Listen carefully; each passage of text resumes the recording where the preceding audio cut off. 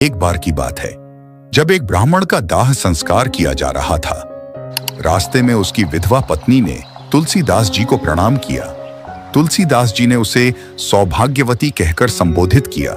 सौभाग्यवती का अर्थ होता है वह स्त्री जिसका पति जीवित हो। यह सुनकर उस महिला ने दुखी स्वर में कहा, मेरा पति तो अभी अभी इस संसार को छोड़कर चला गया है, आपकी बात कैसे सच हो सकती है? तुलसीदास जी ने शांत भाव से उत्तर दिया, जो वचन मेरे मुख से निकल चुका है वह असत्य नहीं हो सकता।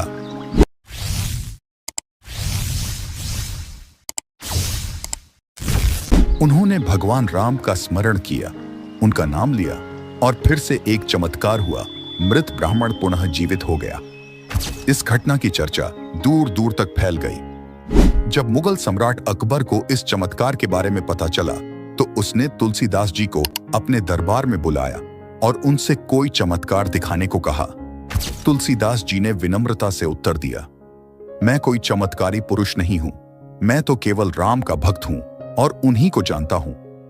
अकबर ने हंसते हुए कहा, अगर ऐसा है तो अपने राम को हमारे सामने प्रकट करो, हम भी उन्हें देखना चाहते हैं। तुलसीदास जी ने उत्तर दिया, भगवान श्री राम का दर्शन केवल सच्ची भक्ति और श्रद्धा से संभव है, किसी दबाव में नहीं। अकबर को यह उत्तर स्वीकार नहीं था। उसने क्रोधित होकर तुलसीदास जी को फतेहपुर सीकरी के किले में बंदी बना लिया। कैद में रहते हुए तुलसीदास जी ने हनुमान चालीसा की रचना की और उसका जाप करने लगे। उन्होंने 40 दिनों तक लगातार हनुमान जी का स्मरण किया। 40वें दिन अचानक शहर में हजारों बंदरों की एक विशाल सेना आ गई।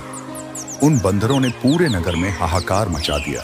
महल की छतें गिरने लगीं, सैनिक भयभीत हो गए।